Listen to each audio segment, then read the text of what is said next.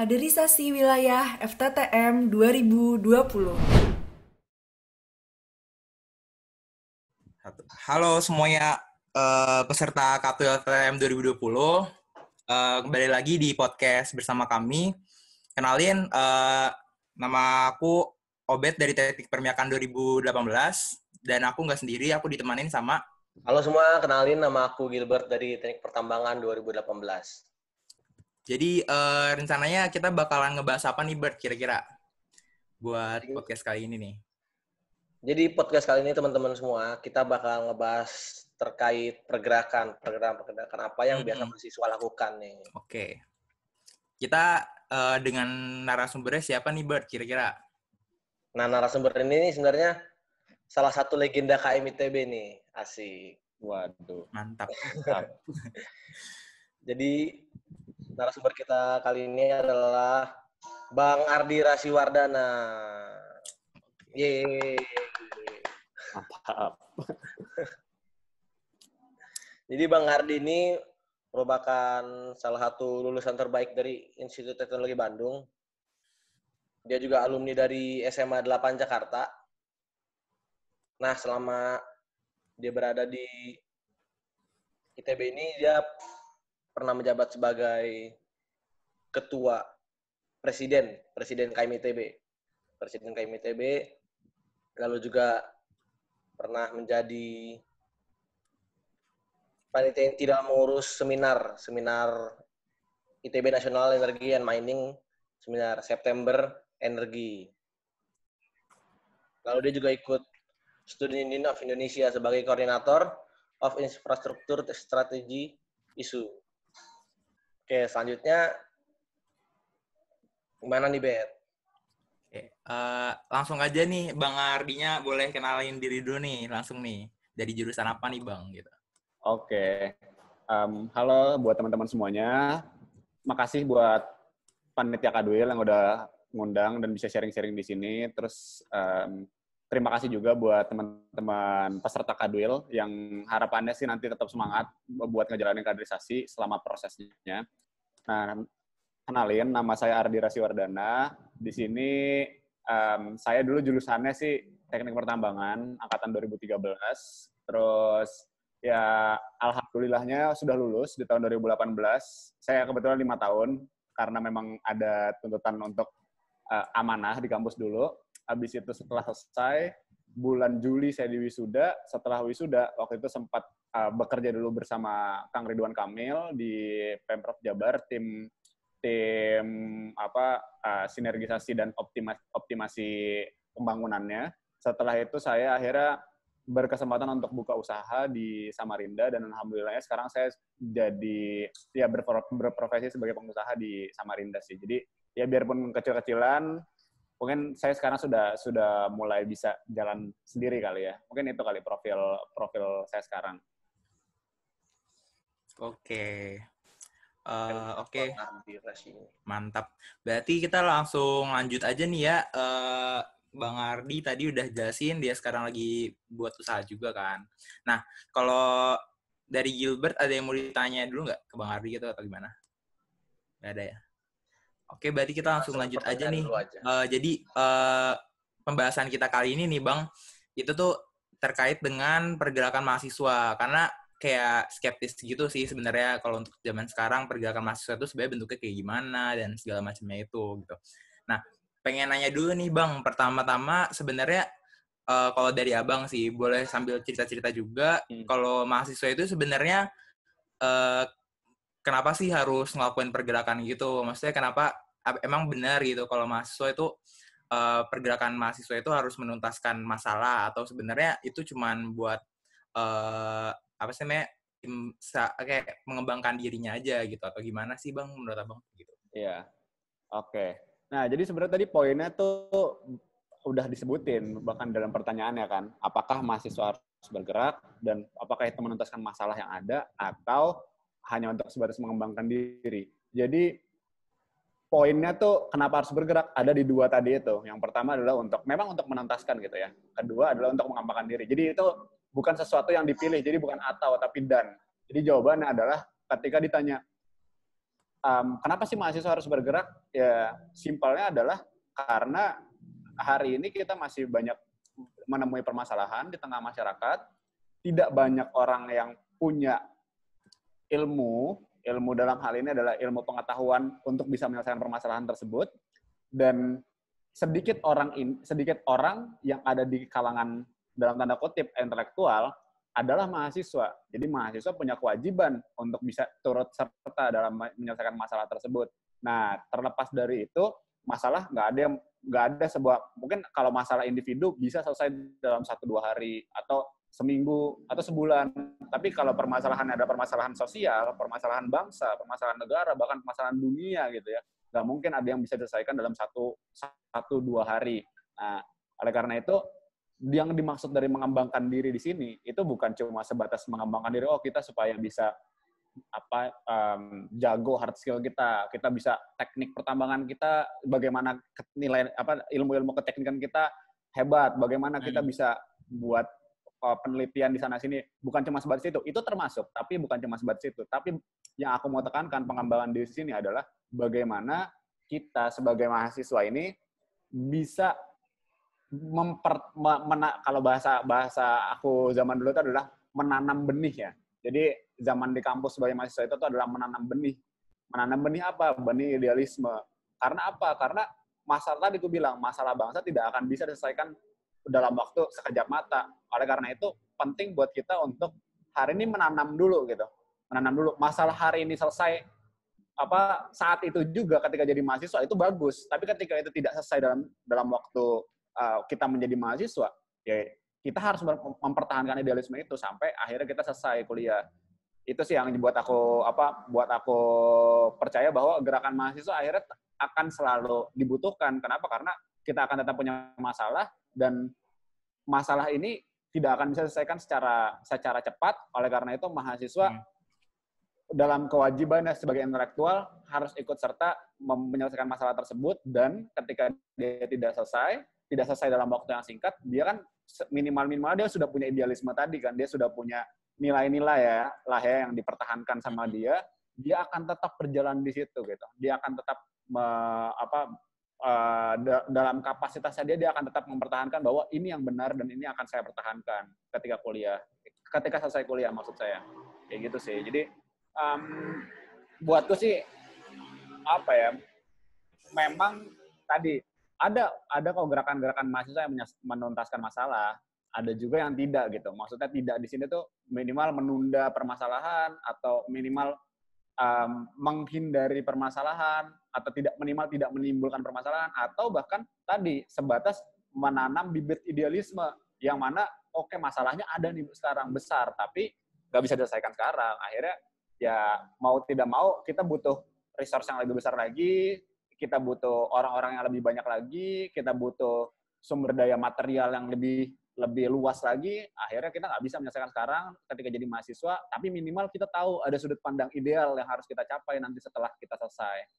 Gitu sih sebenarnya kenapa mahasiswa ini ya kudu bergerak gitu. Oke, makasih Bang buat jawabannya juga. Tadi udah keren banget. Oh ya, buat teman-teman dari STM 2019 juga, kalau mau nanya-nanya lebih, nanti bakal dibuka sesi tanya jawabnya. Bisa diisi juga dari bit.ly/ask3 katwil 2020. A sama K-nya besar ya. A sama K-nya kapital. Jadi, A kapital, SK 3, katwil, K-nya kapital 2020. Nah, teman-teman nanti bisa tulis pertanyaan di situ, dan nanti Bang Ardi Rasi juga bakal jawab pertanyaan kalian. Oh ya Bang, buat nanggepin jawaban yang tadi, saya juga mau nanya lagi Bang. Kalau terkait kita ingin menanamkan benih ke idealisme ya, kepada kita dan mungkin sekitar kita, yang tujuannya untuk menyelesaikan masalah. Nah, di saat idealisme itu justru mengakibatkan masalah itu makin rumit atau menambah masalah baru tuh gimana Bang? Nah, gini, prinsipnya adalah manusia itu setiap waktunya, setiap hari, setiap jamnya, bahkan setiap detiknya itu berubah. Berubah dalam hal apa? Dalam hal kita mungkin memandang satu hal itu baik saat ini, tapi bisa jadi kita berkembang lah ya, kita semakin dewasa, kita mengalami pandangan baru, melihat melihat pengalaman-pengalaman baru, dan itu yang membuat pandangan-pandangan kita berubah.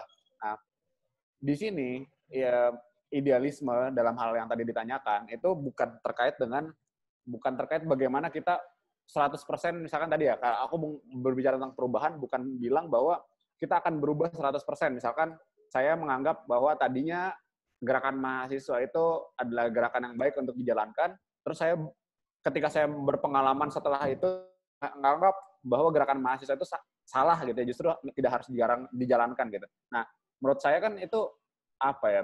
Itu bukan perubahan nilai, tapi itu bahkan meruntuhkan nilai-nilai itu sendiri. Jadi menurutku kalau tadi ditanya bisa nggak sih sebenarnya idealisme itu menimbulkan permasalahan baru? Bisa jadi bisa gitu, bisa jadi bisa. Tapi ketika kita mengedepankan nilai yang tadi ya, kita ingin tetap belajar, kita ingin terus berkembang, kita akan terus berubah, dan selama perubahan itu ke arah yang lebih baik, nilai idealisme baru yang menimbulkan masalah niscaya akan menemukan kembali solusi-solusinya. Karena kalau aku ambil contoh gini, kita kan mayoritas anak teknik ya. Teknik muncul untuk menyelesaikan permasalahan. Permasalahan yang utamanya adalah permasalahan hari ini. Kan buat sains kan menyebarkan ilmu pengetahuan dan bisa jadi tidak menyelesaikan permasalahan, tapi teknik itu harus menyelesaikan permasalahan. Nah, untuk menyelesaikan permasalahan terkadang pasti kita sering banget timbulkan permasalahan baru, gitu kan. Ini ilmu pengetahuan akademik yang mungkin teman-teman datang ke ITB aja untuk mengejar ini kan, akademik aja gitu teman-teman. Ketika teman-teman menerapkan ilmu pengetahuan itu, teman-teman akan bisa menghadapi permasalahan baru gitu.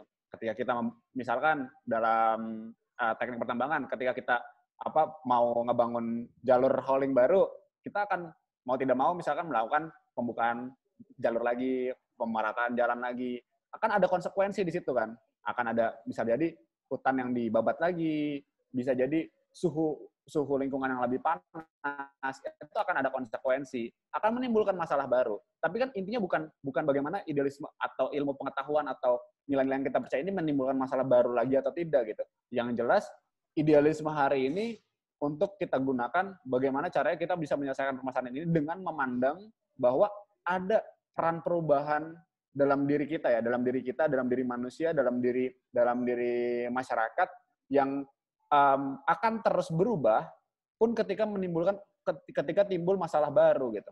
Jadi kalau misalkan ditanya bisa nggak menimbulkan masalah baru, bisa gitu, bisa banget malah.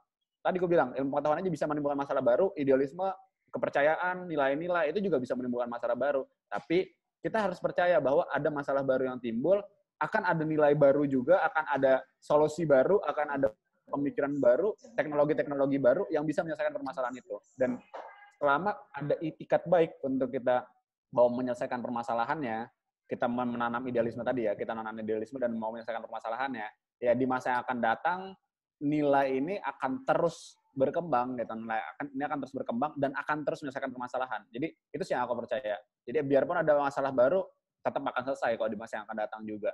Kayak gitu. Oke, mantap. Oke, untuk pertanyaan selanjutnya, Gilbert ada yang mau ditambahin lagi nggak? Kira-kira? Mungkin cukup sih buat pertanyaan ini. Boleh aku next mungkin ya ke pertanyaan selanjutnya. Ya, aku mau nanya nih Bang. Kan tadi ya Bang juga udah jelasin tentang pergerakan. Terutama untuk menyelesaikan masalah. Mungkin masalah negara, masalah nasional lah yang skalanya lebih besar. Emang saya mau nanya nih Bang, emang pemerintah itu mau mendengarkan Bang? Ataupun menerimalah solusi-solusi yang ditawarkan oleh mahasiswa biasanya. Nah, terus kalau dari sisi masyarakat sendiri, apakah dapat sepenuhnya menerima wujud dari pergerakan kemahasiswaan itu yang memang dilakukan oleh mahasiswa? Menurut Abang gimana, Bang? Oke.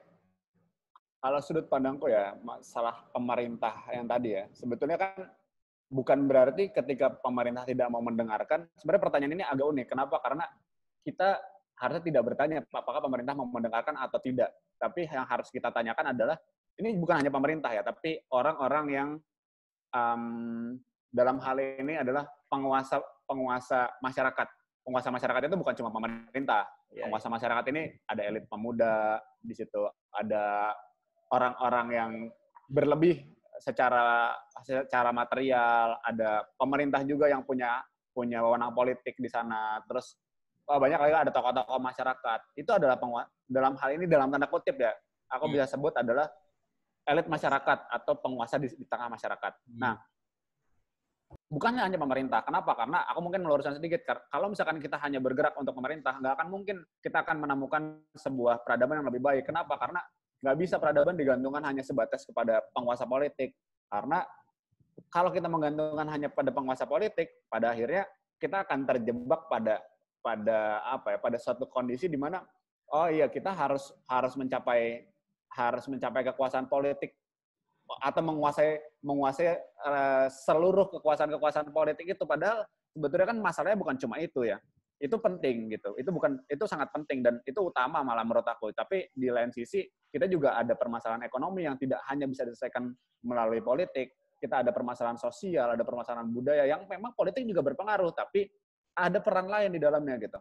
Oleh karena itu ketika ditanya, mau nggak sih pemerintah mendengarkan penguasa, pemerintah mendengarkan mahasiswa, jawaban pertamaku adalah bukan hanya pemerintah, tapi harus penguasa gitu, penguasa di masyarakat ya.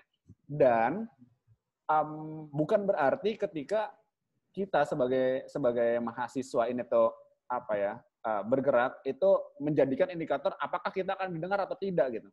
Itu bukan indikator. Jadi kayak ketika kita menjadikan itu indikator, maka mungkin kita bisa bilang bahwa ngapain juga kita bergerak, orang kita juga nggak akan didengerin gitu kan. Ngapain juga kita mengumpulkan massa, ngapain juga kita bersolidaritas, ngapain juga kita berpikir bahkan gitu. Atau juga peradaban tidak akan berubah, atau juga masyarakat nggak akan mau diubah sama pemerintahnya, misalkan kayak gitu ya. Nah, buat aku sih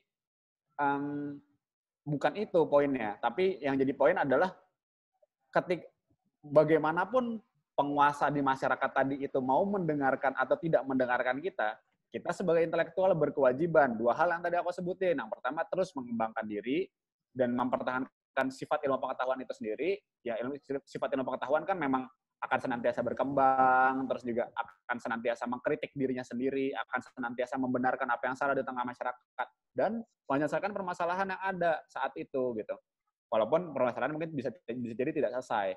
Jadi dua hal itu aja yang dipikirin menurut aku ya. Jadi kalau ditanya mau nggak sih mendengarkan, ya mau tidak mau kita harus membuat mereka menjadi mau. Tapi sebelum sampai ke dalam rangka kita berpikir mau atau tidak mau, ya kita harus berpikir dulu apa tawaran atau gagasan yang ingin kita sampaikan kayak gitu. Apa sih permasalahannya? Bagaimana kita melihat itu? Melihat gagasan kita ini menjadi sebuah solusi permasalahan ini gitu. Nah, setelah itulah baru berstrategi untuk bisa didengarkan. Bagaimana? Nanti kita akan jelasin banyak banget lah ya tentang gerakan-gerakan mahasiswa, strategi-strateginya dan lain sebagainya. Terus kalau ditanya lagi nih tentang mau nggak sih sebenarnya masyarakat ya tadi ya pertanyaannya kan ya? Iya Bang. Masyarakat mau nggak menerima gerakan kemahasiswaan? Buat aku ya, sebenarnya ini lagi-lagi pertanyaan yang kurang tepat sasaran kalau menurut aku. Kenapa? Karena mahasiswa itu adalah bagian dari masyarakat itu sendiri. Kalau kita pisahkan mahasiswa dengan masyarakat, akan jadi gerakan yang hampa gitu menurut aku ya. Maksudnya kalau mahasiswa bergerak tanpa dia menyadari bahwa dirinya adalah bagian dari masyarakat, itu akan jadi gerakan yang sangat hampa. Kenapa? Karena dia akan terpisah dari ya bahasa tingginya relung hidup lah ya. Relung hidupnya adalah masyarakat itu sendiri kan.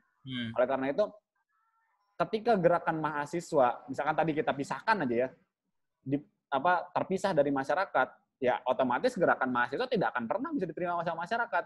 Kenapa? Karena ya berarti dia mahasiswa gagal untuk bisa melihat dirinya sebagai masyarakat, gagal melihat bahwa dia menjalankan gerakan ini karena masyarakat, dan gagal juga melihat bahwa apa sih yang menjadi gerakan yang tepat sasaran buat masyarakat gitu. Kalau tidak suka kan berarti coba aja gini ya, ibaratnya kamu nggak suka sama orang.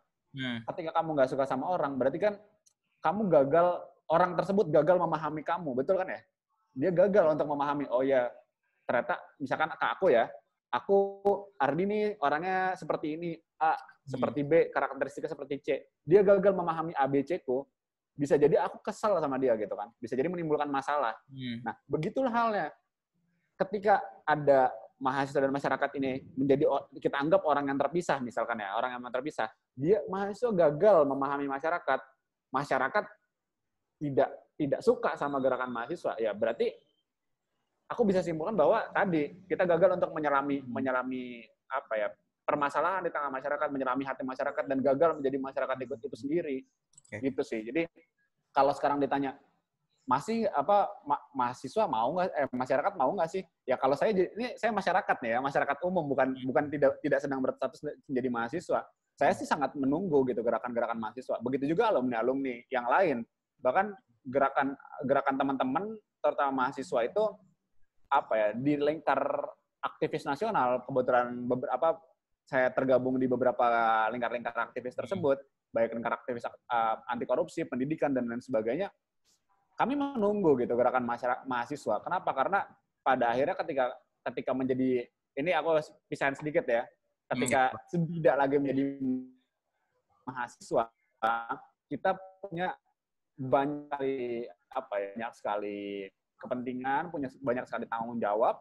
Akhirnya itu membuat apa yang kita pikirkan tidak bisa lagi sebebas apa yang mahasiswa pikirkan gitu. Jadi kalau kami gitu kan menjadi di masyarakat yang non mahasiswa, kami akan sangat menunggu gitu gerakan mahasiswa, karena itulah salah satu gerakan pelengkap gitu. Dan ya masalah metode, terus masalah apa yang teman-teman, misalkan evaluasi yang suka teman-teman lakukan atau disebarkan oleh media, masalah kerusuhan dan lain sebagainya, itu hal yang berbeda lagi gitu, hal yang terpisah. Tapi secara garis besar kami sangat menunggu solusi-solusi gitu dari apa sih yang sedang mahasiswa hari ini pikirkan, kenapa hari ini tidak lagi muncul gitu kan. Padahal misalkan aku bilang tahun lalu atau beberapa tahun lalu kita banyak sekali memberikan gagasan-gagasan yang cukup baik di tengah permasalahan bangsa kita kayak gitu sih.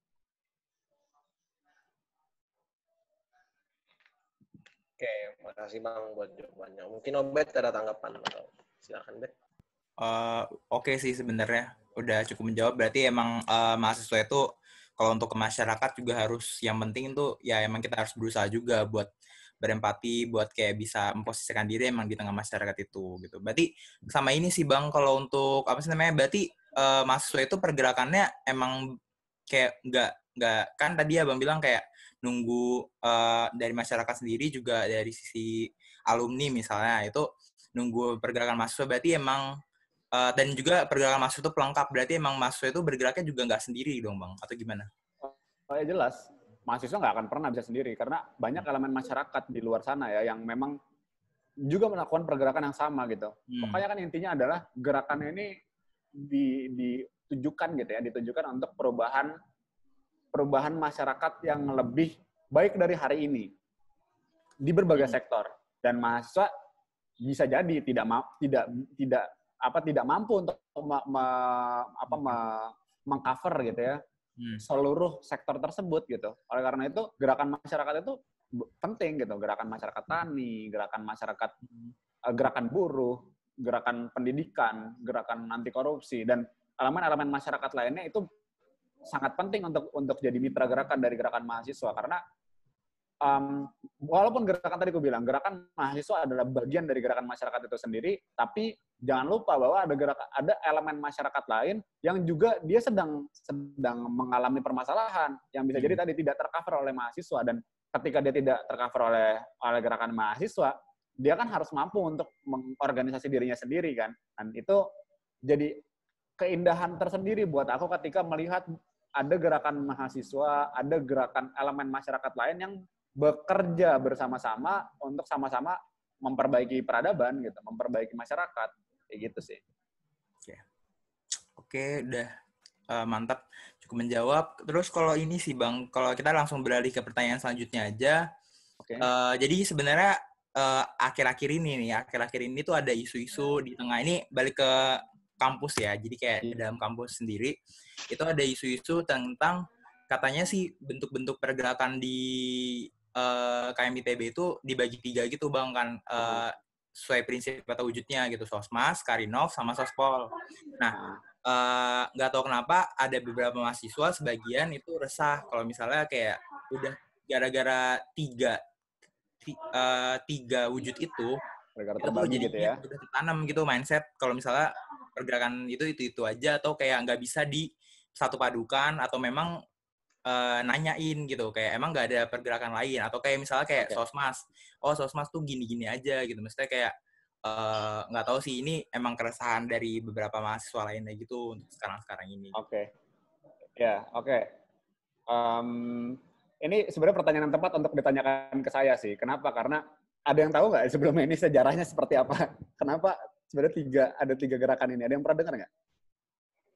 Waktu nggak tahu sih, kalau nggak salah waktu zamannya Bang Ardi ya, kalau salah.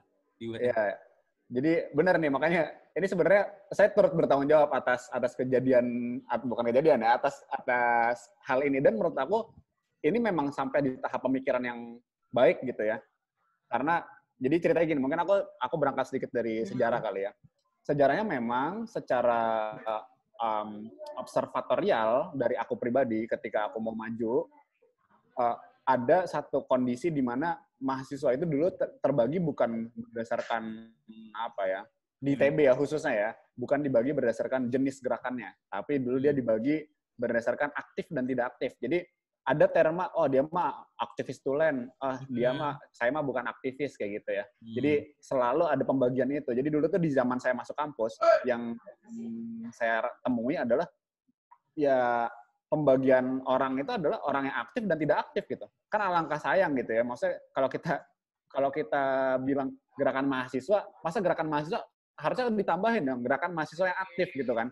Bukan gerakan mahasiswa semuanya berarti kan. Gitu yang harus dibagi, yang harus mindset yang waktu itu tuh aku dapatkan ketika aku masuk kampus gitu, TPB, dan dari banyak buku yang aku pelajari, dari banyak senior-senior yang aku ajak ngobrol, akhirnya aku menyimpulkan iya emang gitu yang terjadi gitu. Kamu boleh lah buka Twitter di zaman itu ya, tahun-tahun 2013 gitu, 2014, perdebatannya masih seputar itu gitu. Apakah aktivisme, apakah gerakan itu penting, apakah apa segala macam kayak gitu-gitu. Ini pertanyaan kalian tadi dari pertanyaan yang pertama banget gitu ya, masih kan bertanya kan apakah gerakan itu masih penting dan lain sebagainya. Tapi nggak ada pertanyaan yang terkait sama sebenarnya kenapa sih ibaratnya kayak aktivisme dan gerakan itu emang kenapa wajib? Maksudnya tidak ada pertanyaan yang cukup skeptis gitu buat aku di sini. Kenapa? Karena teman-teman sudah terpapar sama pandangan terhadap gerakan gitu. Jadi pergerakan di sini yang harus dicari sama teman-teman adalah mencari rasionalisasinya kembali, mencari metode-metodenya lagi yang lebih sesuai. Tapi teman-teman tidak menanyakan kan bagaimana kalau misalkan mahasiswa tidak bergerak. Ada nggak pertanyaan ini? Nggak ada kan dari tadi? Nggak ada. Kenapa? Karena yang aku tangkap dari teman-teman ya, dari pernyataan sekilas ini, dari pertanyaan yang teman-teman sampaikan sekilas, teman-teman sudah cukup tahu bahwa memang mahasiswa itu punya kewajiban untuk bergerak kayak gitu. Dulu di zaman aku nggak punya sudut pandang kayak gitu. Kenapa? Karena memang itu yang tertanam di kita. Jadi pilihannya adalah kamu aktif dan tidak aktif. Itu yang dulu aku pingin lawan gitu.